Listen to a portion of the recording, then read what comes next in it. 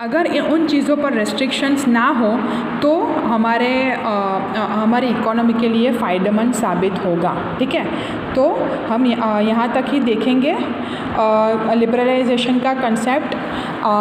Process of liberalisation है वो हम एक बार देख लेते हैं। ठीक है, प्राइवेटाइजेशन से हम नेक्स्ट लेक्चर में स्टार्ट करेंगे क्योंकि लिबरलाइजेशन का जो टॉपिक है वो यहाँ पे ख़त्म हो जाता है। तो प्रोसेस ऑफ लिबरलाइजेशन देख लेते हैं। Liberalisation in India was implemented as a gradual process. Initially, investment rules were simplified for domestic producers and investors and subsequently for foreign investors.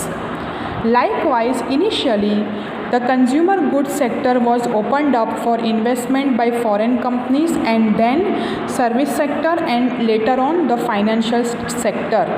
Thus, it was a strategic liberalization process.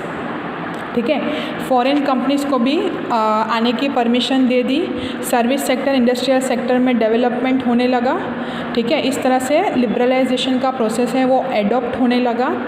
The process of bringing about such economic changes which is also called economic reforms calls for systematic changes in policy regulations.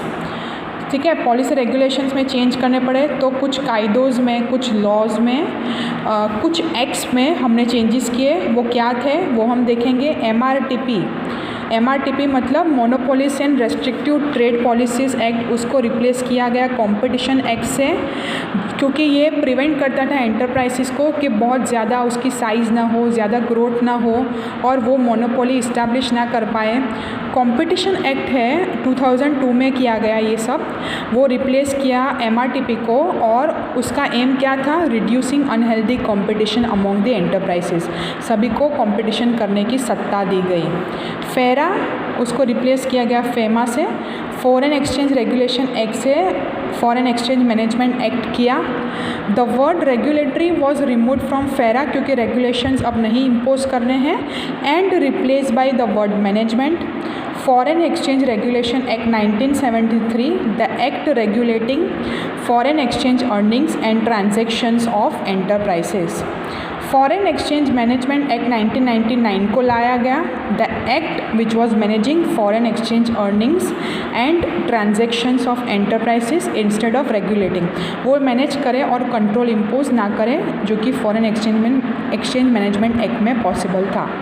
Major changes were made in the industrial policy, of which one noteworthy was opening up for private sector the areas reserved for investment by only the public sector। तो private sector को भी थोड़ी freedom दी गई। Now only 3 sectors were reserved for the public sector, namely atomic energy, some minerals related to atomic energy and railways.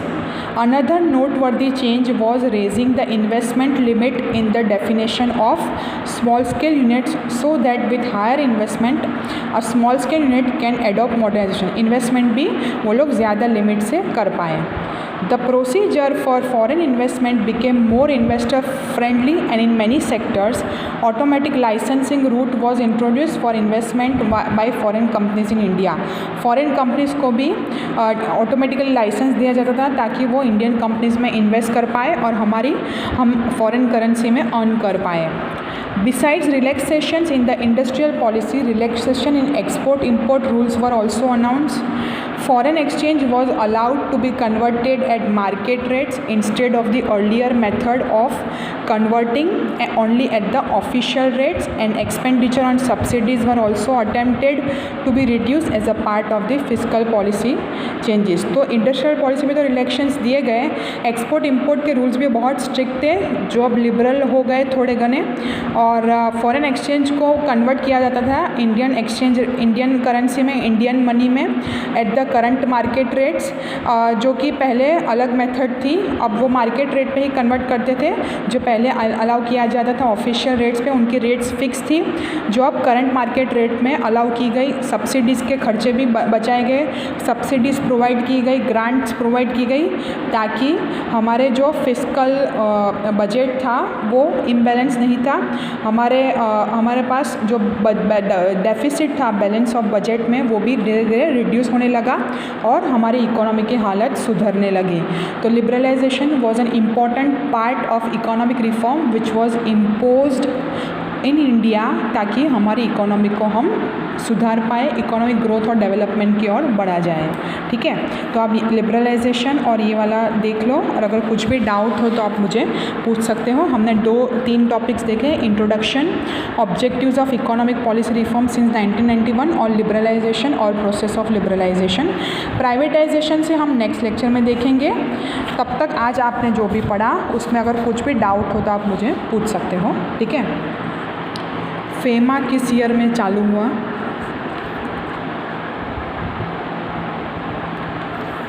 ये देख लो,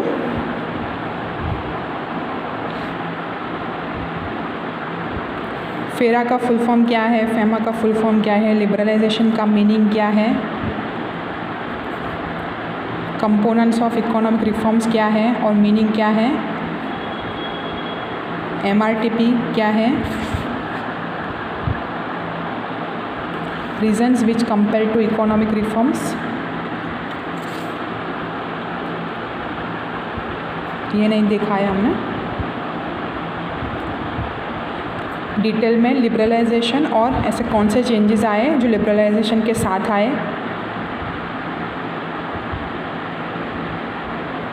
explain the evaluate the effects of the economic reforms, वो अब धीरे धीरे देखेंगे।